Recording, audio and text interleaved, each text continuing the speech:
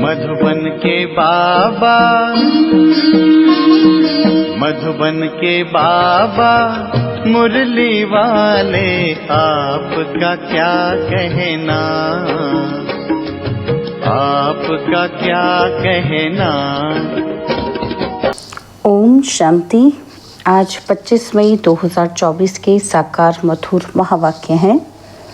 आज मीठे मीठे बाप दादा बोले, मीठे बच्चे, बाप आए हैं तुम्हें सिविल चक्षु देने। तुम्हें ज्ञान का तीसरा नेत्र मिला है, इसलिए यह आंखें कभी भी क्रिमिनल नहीं होनी चाहिए। बाबा कहते, मीठे बच्चे, बाप आए हैं तुम्हें सिविल चक्षु देने। तुम्हें ज्ञान का तीसरा नेत्र मिला है, इसलिए यह आंखें कभी भी क्रिमिनल नहीं होनी चाहिए।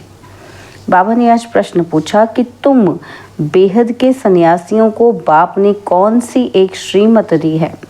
और उत्तर में बाबा कहते, बाप की श्रीमत है कि तुम्हें नरक और नरकवासियों से बुद्धि योग हटाकर स्वर्ग को याद करना है। ग्रस्त व्यवहार में रहते नरक को बुद्धि से त्याग दो। नरक है पुरानी दुनिया, तुम्हें बुद्धि से पुरानी दुनिया को भूलना है। ऐसे नहीं कि एक हद के घर को त्याग कर दूसरी जगह चले जाना है। तुम्हारा बेहद का वैराग्य है, अभी तुम्हारी वानप्रस्थ अवस्था है, सब कुछ छोड़ घर जाना है। ओम शांति। शिव भगवान उवाच, और कोई का नाम नहीं लिया, इनका ब्रह्मा का भी नाम नहीं लिया। पतित पावन वह बाप है तो वो ज़रूर यहाँ आएगा। पतितों को पावन बनाने के लिए और पावन बनाने की युक्ति भी यहाँ बताते हैं। शिव भगवानुवाच है, ना कि श्री कृष्ण भगवानुवाच है। ये तो ज़रूर समझाना चाहिए, जबकि बैज लगा हुआ है। रचयिता और रचना के आदि मध्य अंत का सारा राज यहाँ इस बैज में दिखाया हुआ है। ये बैज कोई कम नहीं है, इशारे की बात है। और तुम सब नंबरवार पुरुषार्थ अनुसार आस्तिक हो। नंबरवार ज़रूर कहेंगे। कई हैं जो रचता और रचना का ज्ञान भी नहीं समझा सकते, तो सतोप्रधान बुद्धि थोड़ी कहेंगे। सतोप्रधान बुद्धि, फिर रजो बुद्धि, फिर तमो बुद्धि भी है।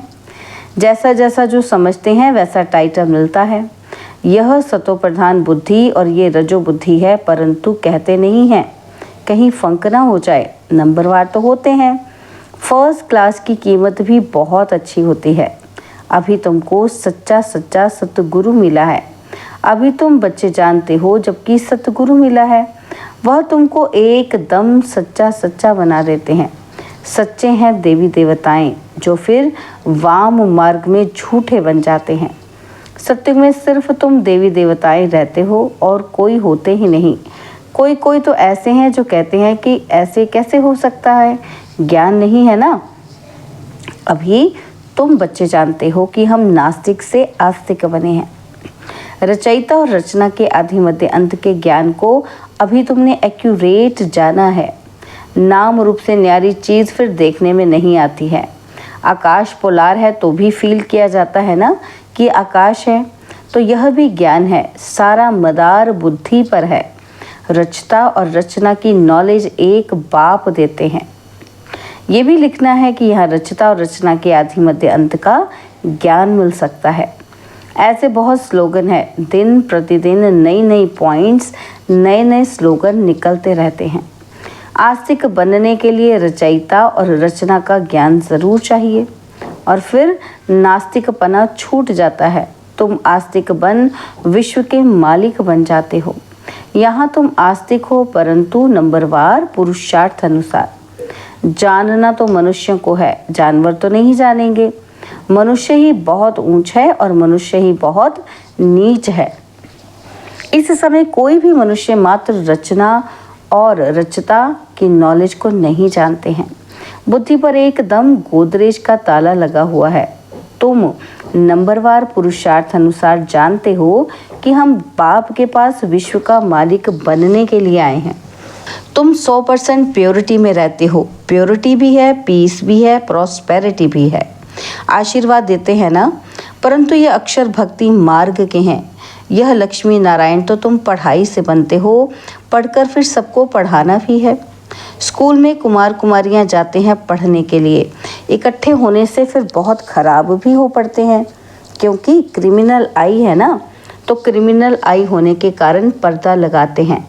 वहाँ तो क्रिमिनल आई होती ही नहीं, तो घूंघट करने की भी दरकार नहीं। इन लक्ष्मी नारायण को कभी पर्दा लगाते देखा है?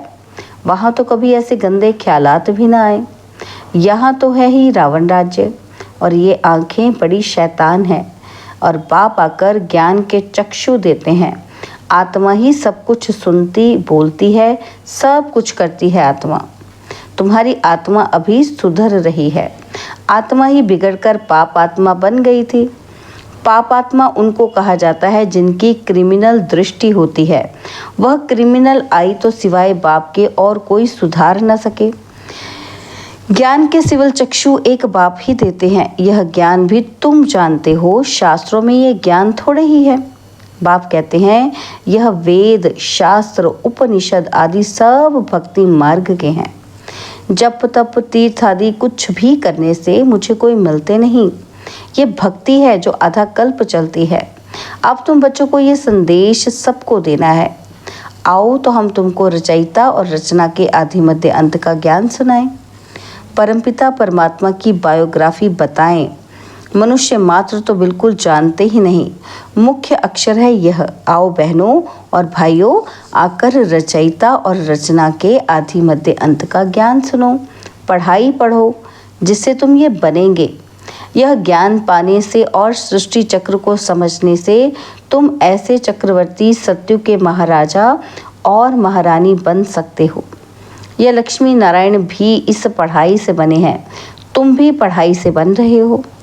इस पुरुषोत्तम संगम युग का बड़ा प्रभाव है। बाप आते भी हैं भारत में, दूसरे कोई खंड में क्यों आएंगे? बाप है अविनाशी सर्जन, तो ज़रूर आएंगे भी वहाँ ही जो भूमि सदैव कायम रहती है। जिस धरती पर भगवान का पांव लगा वह धरनी कभी विनाश नहीं हो सकती। यह भारत तो रहता है ना देवताओं के लिए, सिर्फ यह चेंज होता है। बाकी भारत तो है सच्चखंड, झूठ खंड भी भारत ही बनता है। भारत का ही ऑलराउंड पार्ट है और कोई खंड को ऐसे नहीं कहेंगे। सच्चा अथवा ट्रुथ भगवान ही आकर सच्चखंड बनाते हैं और फिर झूठ खंड रावण बनाते हैं। फिर सच की रत्ती भी नहीं रहती, इसलिए गुरु भी सच्चे नहीं मिलते हैं। वह सन्यासी फॉलोअर्स गृहस्थी, तो उनको फॉलोअर्स कैसे कहेंगे? अब तो बाप खुद कहते हैं बच्चे पवित्र बनो और दैवी गुण धारण करो। तुमको भी देवता बनना है। सन्यासी कोई संपूर्ण निर्विकारी थोड़े ही है। घड़ी घड़ी विकारियों के पास जन्म लेते हैं। कई बाल ब्रह्मचारी भी होते हैं, ऐसे तो बहुत हैं। विलायत में भी बहुत हैं। फिर जब बूढ़े होते हैं तब शादी करते हैं संभाल के लिए, फिर उनके लिए धन छोड़कर भी जाते हैं। बाकी धन धर्माऊ कर जाते हैं। यहाँ तो उनका बच्चों में बहुत ममत्व रहता है। 60 वर्ष की आयु के बाद बच्चों के हवाले करते हैं और फिर जांच रखते हैं कि देखिए हमारे पिछाड़ी ठीक चलाते हैं या नहीं। परंतु आजकल के बच्चे तो कहते हैं बाप वानप्रस्थ में गया तो अच्छा हुआ, चाबी तो मिल गई। जीते जी सारा खाना ही खराब कर देते हैं। फिर बाप को भी कहने लगते हैं कि यहाँ से निकल जाओ। तो बाप समझाते हैं कि प्रदर्शनी में तुम ये लिख दो कि भाइयों बहनों आकर के रचता और रचना के आदि मध्य अंत का ज्ञान सुनो। इस सृष्टि चक्र के ज्ञान को जानने से तुम चक्रवर्ती देवी देवता विश्व के महाराजा महारानी बन जाएंगे। यह बाबा बच्चों को डायरेक्शन देते हैं। जब बाप कहते हैं ये है बहुत जन्मों के अंत का जन्म, मैं इनमें ही प्रवेश करता हूँ। ब्रह्मा के सामने है विष्णु, और विष्णु को 4 भुजाएं क्यों देते हैं? 2 है मेल की, 2 है फीमेल की। और यहाँ 4 भुजा वाला कोई मनुष्य थोड़ी होता है। ये समझाने के लिए है। विष्णु अर्थात लक्ष्मी नारायण ब्रह्मा को भी दिखाते हैं कि 2 भुजा ब्रह्मा की और 2 भुजा सरस्वती की। दोनों बेहद के सन्यासी हो गए। ऐसे नहीं कि सन्यास कर फिर दूसरी कोई और जगह चले जाना है, नहीं। बाप कहते हैं ग्रस्त व्यवहार में रहते नरक का बुद्धि से त्याग करो। नरक को भूल स्वर्ग को बुद्धि से याद करना है। सारा खेल किसका है? बुद्धि का। तो नरक और नरकवासियों से बुद्धि योग हटाए, स्वर्गवासी देवी देवताओं से बुद्धि योग लगाना है। जो पढ़ते हैं उनकी बुद्धि में तो रहता है ना कि हम पास करेंगे, फिर ये बनेंगे। आगे गुरु करते थे जब वानप्रस्थ अवस्था होती थी, तो बाप कहते हैं मैं भी इनकी वानप्रस्थ अवस्था में ही प्रवेश करता हूँ, जो बहुत जन्मों के अंत के जन्म में है। भगवानुवाच, मैं बहुत जन्म के अंत वाले जन्म में ही प्रवेश करता हूँ। जिसने शुरू से लेकर अंत तक पाठ बजाया है उसमें ही प्रवेश करता हूँ, क्योंकि उनको ही पहले नंबर में जाना है। ब्रह्मा सो विष्णु, विष्णु सो ब्रह्मा, दोनों को 4 भुजाएं देते हैं। हिसाब भी है ब्रह्मा सरस्वती सो लक्ष्मी नारायण, और फिर लक्ष्मी नारायण सो ब्रह्मा सरस्वती बनते हैं। तो तुम बच्चे झट यह हिसाब बताते हो। विष्णु अर्थात लक्ष्मी नारायण 84 जन्म लेते लेते फिर आकर साधारण यह ब्रह्मा सरस्वती बनते हैं। इनका नाम भी बाद में ब्रह्मा रखा जाता है।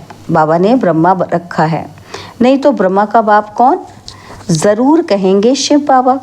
तो कैसे रचा? एडॉप्ट किया। बाप कहते हैं मैंने इनमें प्रवेश करता हूँ, तो लिखना चाहिए शिव भगवानुवाच, मैं ब्रह्मा में प्रवेश करता हूँ, जो अपने जन्मों को नहीं जानते हैं। कौन नहीं जानता? ब्रह्मा। और बहुत जन्मों के अंत के भी अंत में मैं प्रवेश करता हूँ। वह भी जब वानप्रस्थ अवस्था होती है तब आता हूँ, और जब दुनिया पुरानी पतित होती है तब मैं आता हूँ। कितना सहज बताते हैं। आगे 60 वर्ष में गुरु करते थे, अभी तो जन्म से ही गुरु करा देते हैं। ये सीखे हैं इन क्रिश्चियन से। अरे छोटेपन में गुरु कराने की क्या दरकार? समझते हैं छोटेपन में मरेंगे तो सदगति को पालेंगे। बाप समझाते हैं यहाँ तो कोई को सदगति हो ना सके। अभी बाप तुमको कितना सहज समझाते हैं और ऊंच बनाते हैं। भक्ति में तो तुम सीढ़ी ही उतरते आए हो। रावण राज्य है ना, तो विशेष दुनिया शुरू होती है। गुरु तो सबने किया है, ये खुद भी कहते हैं कि हमने गुरु बहुत किए। भगवान जो सबकी सदगति करते हैं उनको जानते ही नहीं। भक्ति की भी बहुत कड़ी जंजीरें बन पड़ी हैं। जंजीरें कोई मोटी होती हैं, कोई पतली होती हैं। कोई भारी चीज़ उठाते हैं तो कितनी मोटी जंजीर से बांध कर उठाते हैं। इनमें भी ऐसे हैं, कोई झट आकर तुम्हारी सुनेंगे, अच्छी रीति पढ़ेंगे, कोई समझते ही नहीं। नंबरवार माला के दाने बनते हैं। मनुष्य भक्ति मार्ग में माला सिमरते हैं, ज्ञान कुछ भी नहीं है। गुरु ने कहा माला फेरते रहो, बस राम राम की धुन लगा देते हैं। जैसे बाजा बजता है, आवाज़ बड़ा मीठा लगता है, बस बाकी जानते कुछ भी नहीं। राम किसको कहा जाता, श्री कृष्ण किसको कहा जाता, कब आते हैं, कुछ भी नहीं जानते। श्री कृष्ण को भी द्वापर में ले गए हैं, ये किसने सिखाया? गुरुओं ने।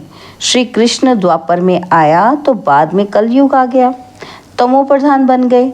बाप कहते हैं मैं संगम पर ही आकर तमो प्रधान से सतो प्रधान बनाता हूँ। तुम तो कितने अंध श्रद्धालु बन पड़े हो। बाप समझाते हैं जो कांटे से फूल बनने वाले होंगे वह झट समझ जाएंगे, कहेंगे ये तो बिल्कुल सत्य बात है। कोई कोई लोग अच्छी रीति समझते हैं तो तुमको कहते हैं कि तुम बहुत अच्छा समझाते हो। 84 जन्मों की कहानी भी बरोबर है। ज्ञान सागर तो एक बाप है जो आकर तुम्हें पूरा ज्ञान देते हैं।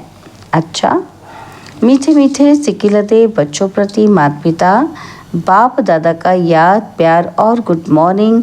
रूहानी बाप की रूहानी बच्चों को नमस्ते। हम रूहानी बच्चों की रूहानी बाप दादाजी को दिलवा जान सिकवा प्रेम से नमस्ते।